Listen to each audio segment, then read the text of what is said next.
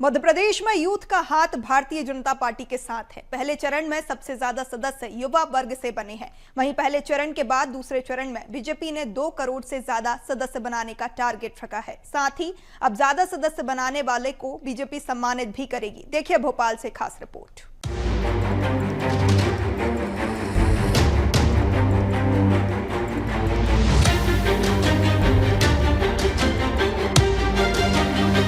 BJP का booth youth ने किया मजबूत। बीजेपी में सबसे ज्यादा यूथ ने ली सदस्यता। ज्यादा सदस्य बनाने वाले होंगे सम्मानित। दूसरे चरण में 2 करोड़ पार करने का टारगेट। पहले चरण में बने 1 करोड़ से ज्यादा सदस्य। बीजेपी देश भर में सदस्यता अभियान चला रही है। पहले चरण में मध्य प्रदेश के सभी 64,871 बूथों पर बीजेपी ने पूरी ताकत झोंक दी। इस दौरान बीजेपी ने 15 लाख नए सदस्य भी जोड़े। 24 दिन के इस पहले चरण में पार्टी ने 1,81,437 सदस्य बनाए हैं। बीजेपी का कहना है कि इन सदस्यों में सबसे ज्यादा अलग अलग क्षेत्रों से आने वाले युवा भी शामिल हैं। प्रदेश बीजेपी मंत्री रजनीश अग्रवाल ने कहा कि बीजेपी की रीति नीति से आज का युवा प्रभावित है। बीजेपी ने युवाओं के लिए बेहतर काम किए हैं। अब ये काम आगे भी निरंतर जारी रहेगा। देखिए, बहुत स्वाभाविक है कि भारतीय जनता पार्टी, माननीय नरेंद्र मोदी जी, हमारा नेतृत्व डॉक्टर मोहन यादव जी, आदरणीय विष्णुदत्त शर्मा जी, ये सभी के साथ में बड़ी संख्या में मध्य प्रदेश का युवा है, नवयुवा है, नव मतदाता है। तो इस सदस्यता में न केवल वो है सदस्य बना है, बल्कि उस युवा ने भाजपा के सदस्य बनने के साथ ही दूसरों को भी तत्परता से सदस्य बनाने का काम किया है। बीजेपी का दूसरा चरण 1 अक्टूबर से शुरू हो जाएगा। हालांकि इससे पहले भी सदस्यता का सिलसिला जारी रहेगा। इस दौरान बीजेपी पहले चरण की सदस्यता की समीक्षा करेगी। मध्य प्रदेश में बीजेपी ने 1.5 करोड़ से ज्यादा सदस्य बनाए जाने का टारगेट रखा था, लेकिन इस टारगेट को अब आगे बढ़ा दिया गया है। यानी कि 2 करोड़ सदस्य बनाने का लक्ष्य इस दौरान सेट कर लिया। फिलहाल सदस्यता के मामले में मध्य प्रदेश यूपी के बाद दूसरे नंबर पर है। कांग्रेस हर बार की तरह इस बार भी बीजेपी के सदस्यता अभियान पर सवाल खड़े कर रही है। रात भर में 80 लाख हो गए, 5 लाख सोते सोते मेंबर बन गए। बहुत आपको बधाई, भारतीय जनता पार्टी को बधाई।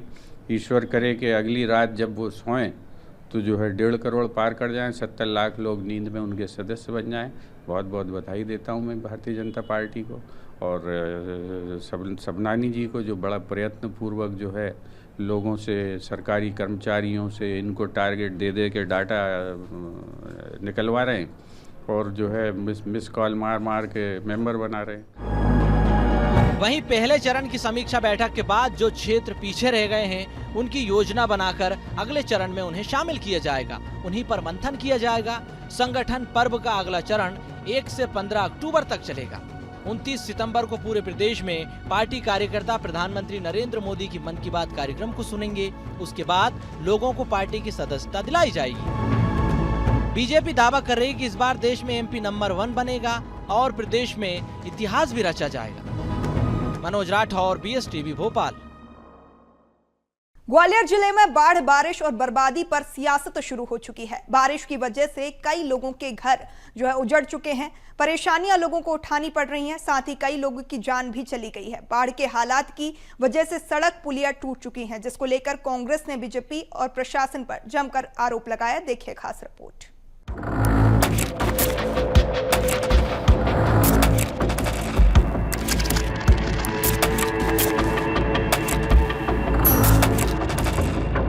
बाढ़ में उजड़ गए कई लोगों के आशियाने। सड़क उखड़ी, मकान हो गए धराशायी। कांग्रेस ने सिस्टम को ठहराया जिम्मेदार। मंत्री, नेताओं और अधिकारियों की सांठगांठ। बीजेपी ने किया पलटवार। आवास प्रोजेक्ट के तहत पीड़ितों को देंगे मकान। ग्वालियर जिले में बाढ़ बारिश की वजह से कई लोगों के आशियाने उजड़ गए। जिसको लेकर अब सियासत शुरू हो गई। बारिश की वजह से कई लोग बेघर हो गए हैं, साथ ही कई लोगों की जान चली गई। बाढ़ के हालात की वजह से सड़क पुलिया टूट गई हैं, जिसको लेकर कांग्रेस ने बीजेपी और प्रशासन को जमकर घेरा। कांग्रेस का कहना है कि बीजेपी के नेता, मंत्रियों और अधिकारियों की सांठ-गांठ की पोल खुल गई है। यही वजह है कि बारिश की वजह से सिस्टम धराशायी हो गया, लोगों के आशियाने उजड़ गए। जिम्मेदार अधिकारियों ने समय रहते नदी नालों की सफाई नहीं की। यही वजह रही कि बारिश के दौरान पानी की निकासी नहीं हो सकी। जगह जगह पर जल भराव के कारण आम लोगों को काफी मुसीबतों का सामना करना पड़ा, काफी नुकसान भी हुआ। वहीं शहर के बहोड़ापुर क्षेत्र में सीताराम साहू बुजुर्ग की मौत तक हो गई। ऐसे में कांग्रेस अब क्षेत्रीय विधायक, मंत्री और नगर निगम के साथ जिला प्रशासन के अधिकारियों को कटघरे में खड़ा कर रही है। वह नाला जो लगभग 6 वर्ष से अधूरा था, शासन प्रशासन नारियल फोड़ रहा था, लेकिन वो नाला अधूरा पड़ा रहा। उसकी वजह से, लापरवाही से सीताराम साहू जी उसमें बह गए और लगभग 500 मीटर दूर उनका मृत शरीर पाया गया। हमारी मांग है कि वो अधूरा जो नाला पड़ा था उसके निर्माण कार्य का दोषी कौन? उधर कांग्रेस के आरोपों पर बीजेपी का पलटवार सामने आया। बीजेपी का कहना है कि कांग्रेस सिर्फ नकारात्मक राजनीति करती है। क्षेत्रीय विधायक से लेकर सांसद और मंत्रियों ने बारिश के दौरान बिगड़े हालातों का खुद मुआयना किया। क्षेत्रीय सांसद भारत सिंह ने ग्वालियर जिले के 2000 से अधिक लोगों के लिए प्रदेश सरकार से विशेष आवास प्रोजेक्ट के तहत घर बनाने की अनुशंसा की। मैं तो ये कहता हूँ कांग्रेस को ऐसे आपदा के समय में जनता के बीच में जाना चाहिए। वो जनता के बीच में न जाकर के सिर्फ social media, electronic media, print media के माध्यम से अपनी बात रखते हैं। और ग्वालियर की जनता ये अच्छी तरह जानती है कि भारतीय जनता पार्टी की सरकार, भारतीय जनता पार्टी के नेता लगातार इस जो आपदा आई है उसमें वो जनता के बीच में रहे हैं। और शासन प्रशासन, माननीय मुख्यमंत्री महोदय ने ये घोषणा की है, जहाँ भी धन जन फसलों का जो नुकसान हुआ उसको हम मुआवजा करके उचित जैसे ही मूल्यांकन हो जाएगा उनको मुआवजा तत्काल दिया जाएगा। ग्वालियर में बाढ़ बारिश की वजह से हालात बेकाबू हो गए। ग्वालियर में बीते 20 सालों के बाद ऐसी स्थिति देखने को मिली है, जिसके चलते जिले में आधा दर्जन से अधिक लोगों की मौत हो गई, साथ ही हजारों लोग आवास विहीन हो गए हैं। यही वजह है कि कांग्रेस जैसे पीड़ित परिवारों के लिए राहत की मांग कर रही है, तो वहीं सरकार राहत राशि उपलब्ध कराने के साथ विशेष आवास प्रोजेक्ट के तहत घर देने का प्लान बना रही है। अब देखना होगा कि सत्ता पक्ष और विपक्ष के सियासी घमासान के बीच लोगों को अपना आशियाना मिल पाता है या नहीं। ग्वालियर से प्रहलाद सेन की रिपोर्ट। छत्तीसगढ़ में कांग्रेस की न्याय यात्रा की शुरुआत गिरौदपुरी से हो चुकी है। वरिष्ठ नेताओं की मौजूदगी में दीपक बैज ने पदयात्रा की शुरुआत की है। कांग्रेस की न्याय यात्रा कैसी रही, क्यों भाजपा ने कांग्रेस से माफी की मांग की है, देखिए इस खास रिपोर्ट में।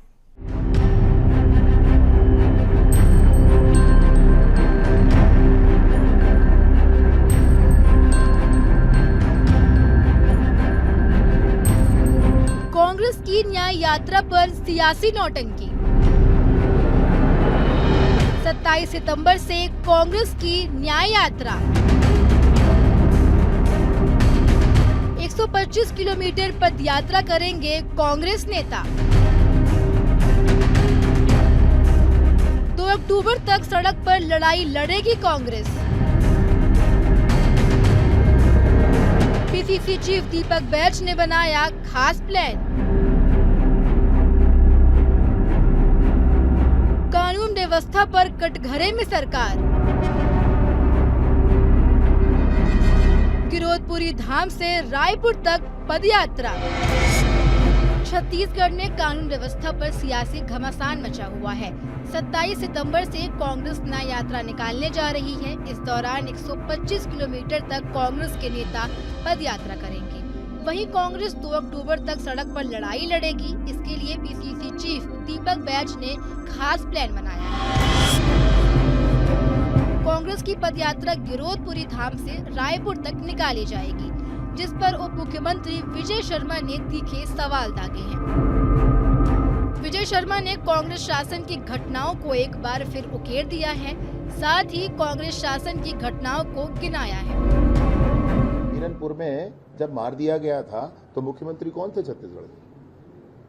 जब भुवनेश्वर साहू को मारा गया तो मुख्यमंत्री कौन थे?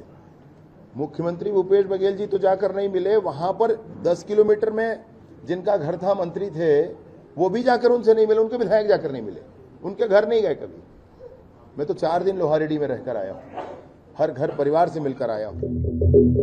उधर गृह मंत्री के बयान के बाद पीसीसी चीफ दीपक बैज ने पलटवार किया। दीपक बैज ने कहा कि बलौदा बाजार और कवर्धा की घटना ने कानून व्यवस्था को जनता के सामने ला दिया है। कांग्रेस शासन में झीरम घाटी, फर्जी एनकाउंटर, कवर्धा जैसी घटनाएं नहीं हुई हैं। आज राजधानी सुरक्षित नहीं है। बीजेपी की सरकार में लगातार घटनाएं हो रही हैं। कलेक्टर एसपी कॉन्फ्रेंस के बाद भी कानून व्यवस्था में सुधार नहीं हुआ है। यही वजह है कि जनता में सरकार को लेकर बेहद आक्रोश है। ये हम लोग का यात्रा छत्तीसगढ़ की जनता के हक के लिए, छत्तीसगढ़ की जनता की न्याय के लिए और लगातार बढ़ते अपराध के खिलाफ में और महिला अत्याचार के खिलाफ में, और जिस तरह से चाहे बलौदा बाजार की घटना हो या फिर कवर्धा की घटना हो, निर्दोष लोगों पर सरकार बिना जांच किए, बिना पड़ताल के कार्रवाई कर रही है। इसके खिलाफ में कांग्रेस पार्टी ने निर्णय लिया है कि 6 दिवसीय पदयात्रा रहेगी। छत्तीसगढ़ शांति का टापू कहा जाता है, लेकिन इस टापू पर कानून व्यवस्था को लेकर तकरार जारी है। सत्ता और विपक्ष के बीच जुबानी जंग जारी है। अब देखना होगा छत्तीसगढ़ में साय सरकार किस तरह से कानून व्यवस्था मजबूत करने पर काम करेगी। पीएसटीवी के लिए रायपुर से अविनाश चंद्रवंशी की रिपोर्ट। मध्य प्रदेश में मोहन सरकार ने जनजाति वर्ग के लिए बड़ा फैसला लिया है। इस फैसले के तहत बैगा, भारिया, सहरिया और जनजाति की बटालियन बनाकर उन्हें सुरक्षा बलों में नौकरी दिलाई जाएगी। मुख्यमंत्री के फैसले के बाद अब जनजाति विभाग बटालियन तैयार करने में जुट चुका है। देखिए भोपाल से खास रिपोर्ट। मोहन सरकार का जनजाति वर्ग के लिए बड़ा फैसला। बैगा, भारिया, सहरिया की बनेगी बटालियन। बटालियन को मिलेगी सुरक्षा बलों की ट्रेनिंग। जनजाति विभाग तैयार कर रहा बटालियन। जनजाति वर्ग के विकास के लिए बड़ा कदम। मध्य प्रदेश सरकार विशेष पिछड़ी जनजातियों के लिए काम कर रही है।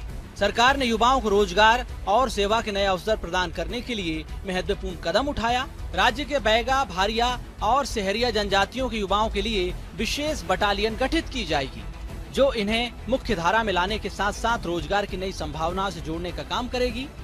यह बटालियन शौर्य संकल्प योजना के तहत गठित की जा रही है। इसका उद्देश्य पिछड़ी जनजातियों के युवाओं को सशक्त बनाना है। जनजाति कार्य विभाग की इस योजना के तहत युवाओं को विशेष प्रशिक्षण दिया जाएगा, जिसके बाद सेना, नौसेना, वायुसेना और अर्धसैनिक बलों और पुलिस में भर्ती की जाएगी। इसके साथ ही होमगार्ड्स और निजी सुरक्षा एजेंसियों में भी इन्हें रोजगार के अवसर मिलेंगे।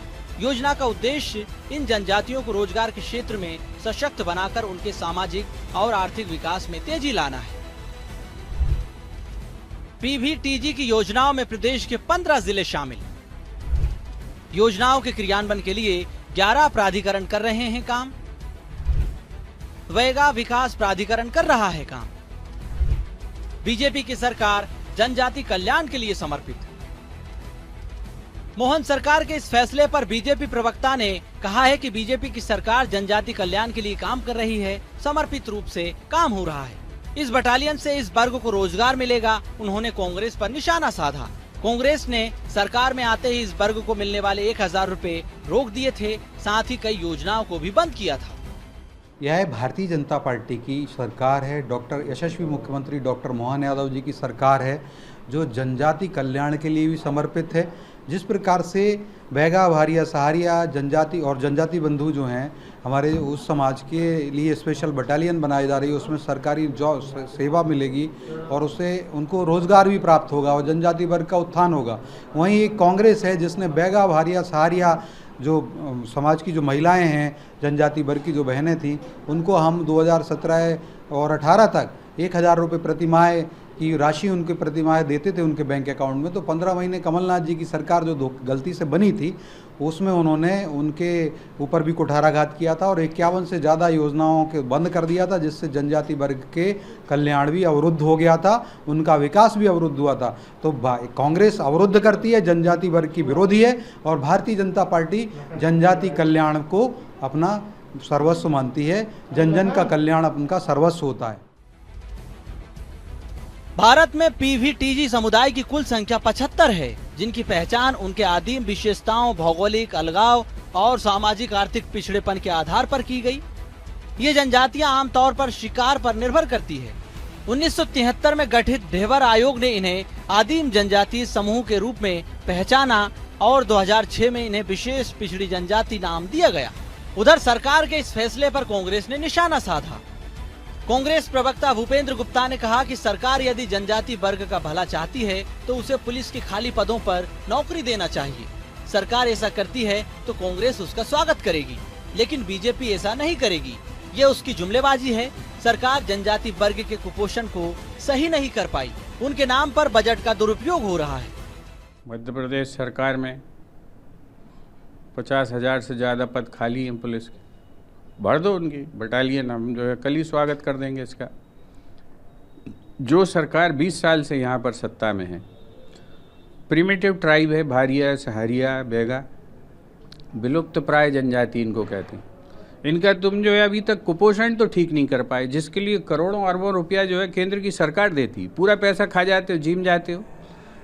आज सरकार को ये बताना चाहिए कि 20 साल में जो है बेगा, सहारिया, भारिया का आप जो है कुपोषण क्यों नहीं दूर कर पाए। आप जाइए आज शिवपुरी में, जो हालत आज से 40 साल पहले थी वो आज की ज्यों की त्यों।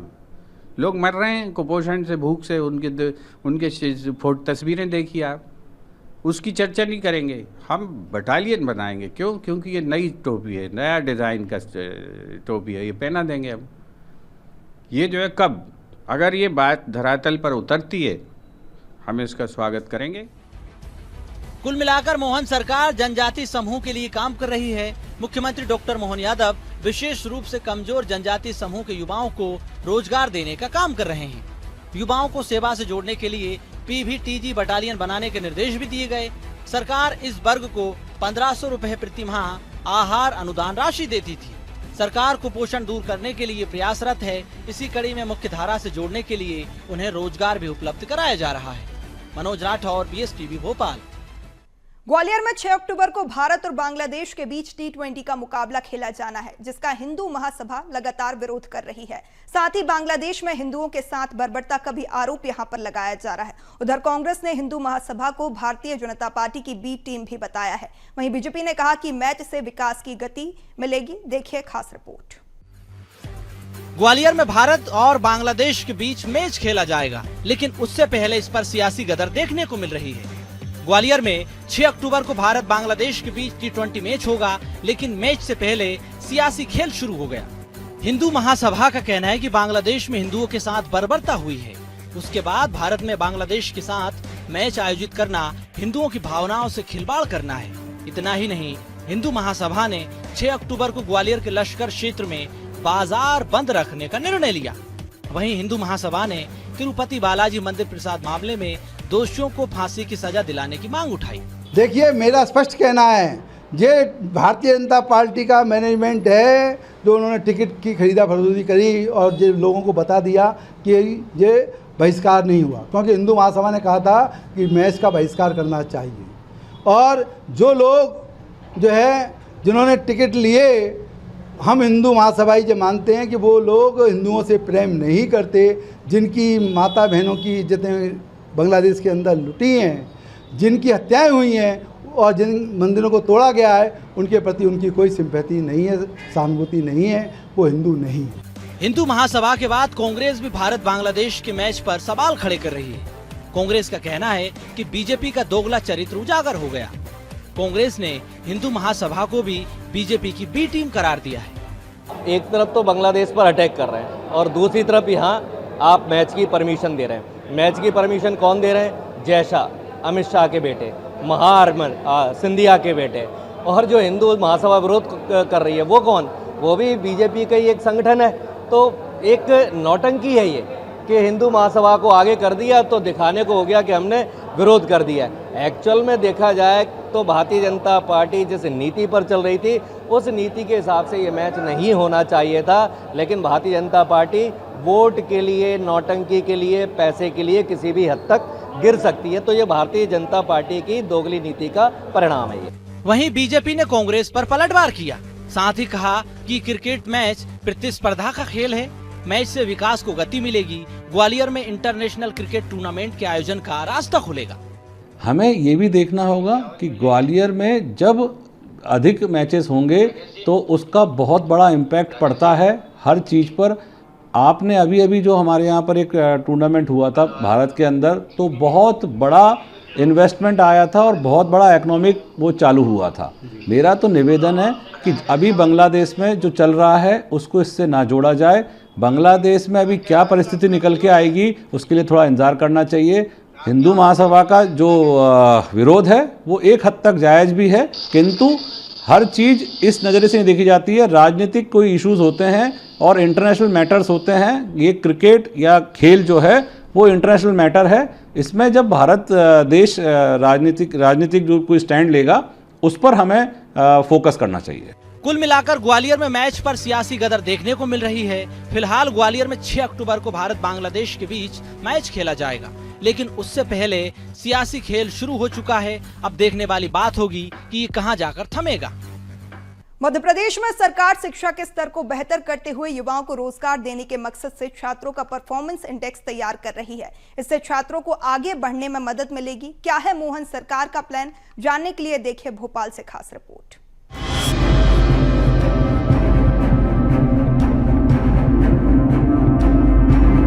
सरकार तैयार कर रही स्टूडेंट्स का परफॉर्मेंस इंडेक्स। प्रदेश की शिक्षा में किया जा रहा तेजी से सुधार। इंडेक्स से विद्यार्थियों का सही प्लेसमेंट हो सकेगा।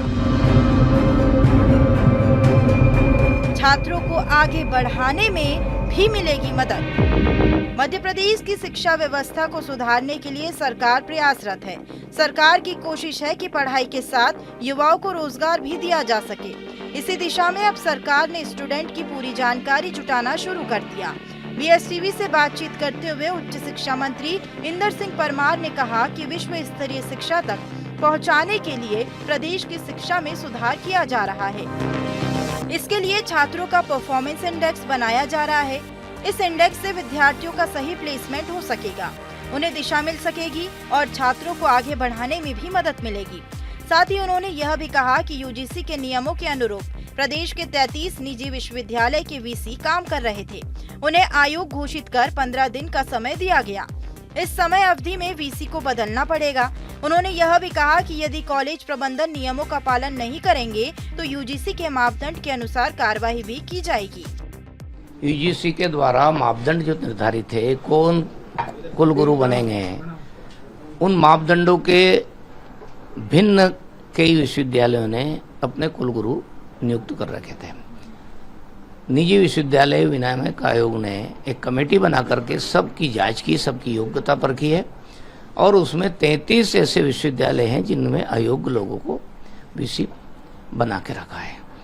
53 में से 21 लोगों के यहाँ जो पात्र लोग बने 21 विश्वविद्यालय में, और उन सबको 15 दिन का समय दिया गया कि 15 दिन में आप फॉर्मेलिटी पूरी करके योग्य लोगों को अपने यहाँ कुलगुरु नियुक्त करें। शिक्षा की गुणवत्ता सुधार और स्टूडेंट के विकास के लिए पहले ही उच्च शिक्षा विभाग और शिक्षा संस्कृति उद्यान न्यास दिल्ली के बीच उच्च शिक्षा में चरित्र निर्माण और व्यक्तित्व का समग्र विकास की कार्य योजना पर MOU हो चुका है।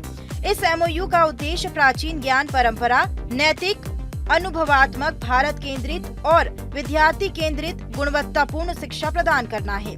सरकार के इस फैसले पर अब मध्य प्रदेश में सियासत भी शुरू हो गई। प्रदेश कांग्रेस प्रवक्ता भूपेन गुप्ता ने कहा कि सरकार के प्रयोग सफल होते हैं तो उसका स्वागत विपक्ष भी करेगा, लेकिन सरकार वोट बैंक की राजनीति के लिए युवाओं के साथ खिलवाड़ कर रही है। प्रदेश में सबसे ज्यादा बेरोजगारी है, युवा परेशान हैं, लोगों को रोजगार नहीं मिल रहा। अगर इस तरह की शिक्षा दी जाएगी तो उससे क्या रोजगार मिलेगा। आज मध्य प्रदेश में 80 लाख के आसपास जो है लोग बेरोजगार हैं। 40 लाख सरकार पर रजिस्टर्ड बेरोजगार हैं। क्या उनका डाटा नहीं है सरकार के पास? पंजीकृत हैं वो। और जो है कम से कम 1 करोड़ लोग ई पोर्टल पर जो है, जो ई मजदूर पोर्टल जो बना हुआ है केंद्र सरकार, उस पर दर्ज हैं 1 करोड़ लोग। ये 1.5 करोड़ लोगों का उनके पास डाटा नहीं है। आप जाएं वो ई पोर्टल पर जो है सारा डाटा उपलब्ध है। क्या बना रहे आप, जुमला फेंक रहे हैं। मध्य प्रदेश राष्ट्रीय शिक्षा नीति 2020 लागू करने में अग्रणी राज्य है। इसी नीति के तहत सरकार भारतीय ज्ञान परंपरा को भी शिक्षा में लागू कर रही है। कई बड़े फैसले इस दिशा में दिए गए। सरकार इस शिक्षा नीति को पूरी तरह से प्रदेश की शिक्षा व्यवस्था में लागू करना चाहती है। इस और कई कदम भी उठाए गए। शिक्षा के साथ स्टूडेंट्स के रोजगार मुखी पढ़ाई पर विशेष ध्यान है। मनोज राठौर, BSTV, भोपाल। इसी के साथ बात सियासत की मैं फिलहाल इतना ही। आप बने रहिए BSTV के साथ। नमस्कार।